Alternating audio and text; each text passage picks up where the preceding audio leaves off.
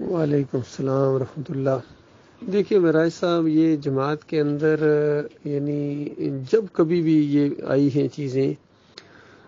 کچھ لوگ نکلے ہیں یا جنہوں نے انتشار پیدا کیا ہے، فتنہ برپا کیا ہے، یہ وہ سارے لوگ ہیں جو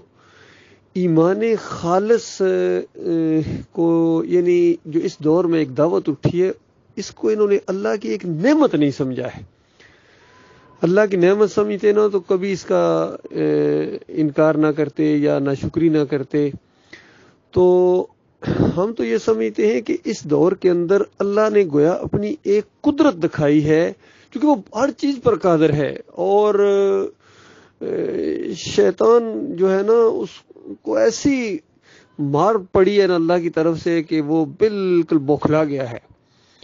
کہ دیکھیے اللہ کا ایک منصوبہ کہ نبی علیہ السلام آخری نبی ہیں، آج سے 1500 سال پہلے اندازہ لگے، وہ بھی گزرے، ان کی قبر بھی موجود ہے وہاں مدینے میں۔ تو اب ابلیس اس انداز سے، پہلے اس نے بڑا صبر کیا، نبی علیہ السلام کی وفات کے بعد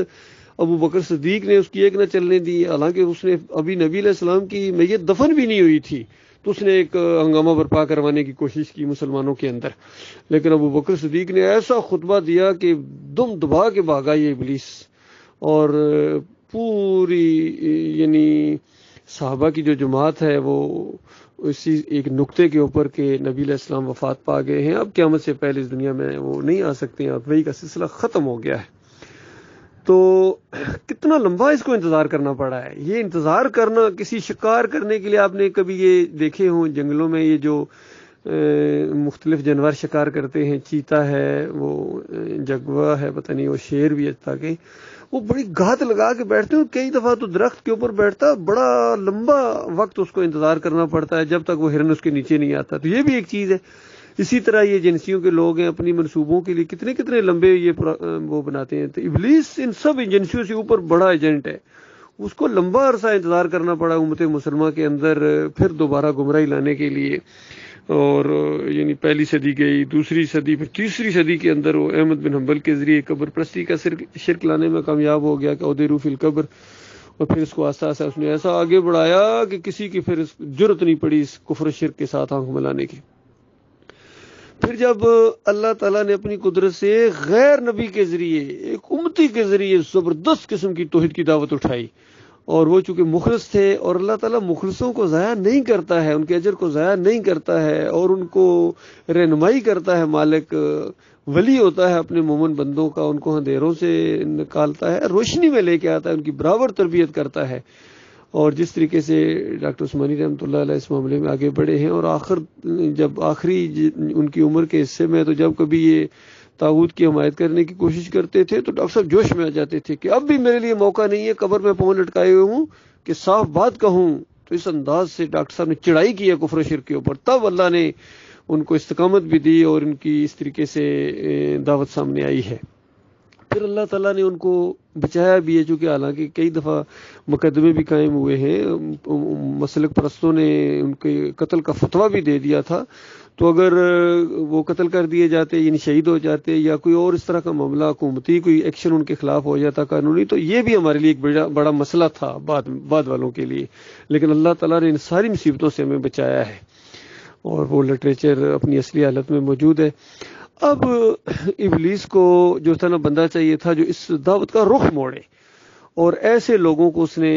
تھپکیاں بھی دیں، اور خاص کر ان کے دماغ کے اندر یہ کیڑا آ گیا کہ یہ لوگ جو ہے نا، یہ ڈاکٹر عثمانی رحمۃ اللہ علیہ سے بڑے عالم دین ہیں، ان کا فہم و فراست ذرا زیادہ ہے۔ خاص کر حنیف صاحب کے اندر یہ کیڑا ہے، اس سے پہلے بھی کیڑا آیا، کمال عثمانی کے اندر آیا، پھر امیر بادشاہ کے اندر آیا، عبد القادر سومنو کے اندر یہ کیڑا آیا، ہادی کے اندر یہ کیڑا آیا، پھر آگے جا کے وہ غضنفر، وہ کہتا ہے 30 سالہ میری جو ہے نا تحقیق ہے کہ عیسیٰ علیہ السلام وفات پا چکے ہیں، اندازہ لگائی اس کا یہ تھا۔ رفاع عیسیٰ کو وہ نہیں مانتا، نزول کو نہیں مانتا ہے، وہ وہاں مسجد ابراہیم ہے رفاع عام کے اندر، تو وہاں وہ ہے، حالانکہ بڑا پرانا ساتھی تھا، ڈاکٹر صاحب کے ساتھ رہا ہے اور بڑا کام اس نے کیا تھا، لیکن آخر میں آ کے اس طرح طاغوت کی محبت کے اندر وہ آگے چلا گیا۔ پھر دیکھیے یہ جو بخت زادہ، پھر یہ جو گروپ نکلا پورا، یعقوب علی اور اس کے ساتھ کتنے تھے، یہ انیس الدین آصف ہے ایک، وہاں جاوید ہے ایک، اور خاص کر سعید احمد بھی، پھر ان کے ساتھ فیاض محمود باجوہ ہو گیا، حکیم رمضان بھی ان کی انگلیوں کے اوپر چڑھا تھا، لیکن یہ اور وہ ذرا سیاسی انداز تھا اس کا، وہ آخری وقت اس نے چھلانگ لگا کے ادھر ہو گیا، جب دیکھا کہ جماعت مضبوط ہے اپنی جگہ، وہ چھلانگ لگا کے ادھر ہو گیا، وہ تیز آدمی تھا۔ اسی وجہ سے اس نے فیاض کیا نام ہے سرفراز نے وہ کیسٹ ریلیز کر دی اس کی دشمنی میں، حکیم رمضان کی دشمنی میں، حالانکہ اس کو ہوش نہیں تھا کہ جب یہ کیسٹ ریلیز ہوگی تو خود اس کا اپنا کریکٹر کیا سامنے آئے گا۔ یہ ایک بڑا زبردست کام ہوا تاکہ لوگوں کو پتہ چلے کہ یہ جو گروپ نکلا تھا یہ کوئی عقیدے کی وجہ سے نہیں نکلا تھا، یہ خالص ان کے دنیاوی معاملات تھے، کچھ مالی معاملات تھے، کچھ آپس میں ان کی ضد بازیاں تھیں۔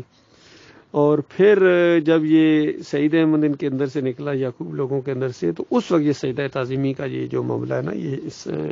مسئلہ کھڑا ہوا ان کے اندر، اور محمد حنیف کے اندر پہلے سے چونکہ وہ ایک مرض موجود تھا اپنے آپ کو ڈاکٹر عثمانی رحمۃ اللہ علیہ سے زیادہ بڑا عالم دین ثابت کرنے کے لیے، تو اس کو ایک موقع ہاتھ میں آ گیا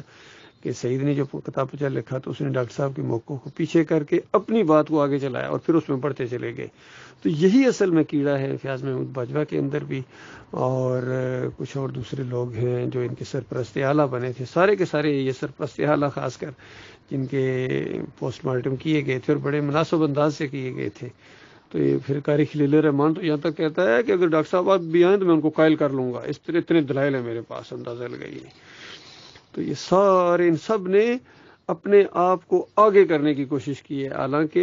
ڈاکٹر صاحب سے دعوت جو اللہ نے اٹھائی ہے پوری طرح اللہ نے ان کو محتاط بھی رکھا ہے اور اللہ نے ان کی حفاظت فرمائی ہے، اور ایسے ایسے انداز سے اللہ تعالیٰ نے ان کو بچایا ہے، یعنی انکار حدیث کے فتنے میں پڑنے سے، یا طاغوت کے لیے کوئی بال برابر کچھ نرمی کا سا انداز اختیار کرنے سوال ہی پیدا نہیں ہوتا۔ اور خاص کر جب ان کفر و شرک پھیلانے والوں کہ جو چیلے تھے ان کے پیچھے نمازیں پڑھنا، بالکل ڈاکٹر صاحب نے جو نمازیں پڑھتا ہے وہ انہیں میں سے، یعنی اس انداز سے کہ وہ طاغوت کا پجاری ہے جو ان کو اپنا امام مانتا ہے، اپنا لیڈر مانتا ہے۔ اور پھر ڈاکٹر صاحب نے یہ بات بھی کہی کہ دیکھو اگر بات تمہاری صحیح ہے لیکن طریقہ اگر تمہارا صحیح نہیں ہے تو یاد رکھنا پھر بھی تمہیں کامیابی نہیں ملے گی۔ یہ بڑے نقطے کی بات ہے، میں آپ کو بتاؤں کہ اگر طریقے کے اندر تھوڑی بہت تمہاری گڑبڑ ہے، سنت کا طریقہ اگر نہیں ہے تو پھر تمہارے اندر وہ خیر نہیں آ سکتی ہے۔ تو ڈاکٹر صاحب کا چونکہ طریقہ بالکل سنت کا طریقہ تھا، ٹکسالی طریقہ تھا، اور ان لوگوں کو وہ طریقہ بھی پسند نہیں ہے، اس لیے ڈاکٹر صاحب کے سوال و جواب اور ان کا لٹریچر پیچھے ہٹانا ضروری تھا ان کے لیے، ورنہ وہی طریقہ آگے چلتا رہتا، اس طریقے سے ان کو چڑ ہے اور وہ طریقہ قرآن و حدیث کا ہے، اس لیے یہ مارے گئے ہیں۔ تو ان لوگوں نے اصل میں وہی روش اختیار کی ہے جو ابلیس کی تھی۔ اس نے ابلیس کا اوورال کیا جرم تھا، آپ غور کریں اس واقعے کے اوپر، تو اصل میں اس نے اللہ سے زیادہ سمجھدار بننے کی کوشش کی ہے، اور جو اللہ سے زیادہ سمجھدار بننے کی کوشش کرے گا بس اس کے اوپر ایسی پھٹکار پڑے گی نا اللہ کی، کیونکہ اللہ مالک ہے، وہ الحکیم رب ہے، بہت ہی زبردست رب ہے، اور علم غیب جانتا ہے، آئندہ کیا ہونے والا وہ بھی جانتا ہے، گزشتہ کیا ہو چکا، حال ماضی مستقبل اس کے لیے نہیں ہے، یہ ہمارے لیے ہے۔ اللہ تعالیٰ کے لیے سب ایک ہی طرح کی معاملات ہیں،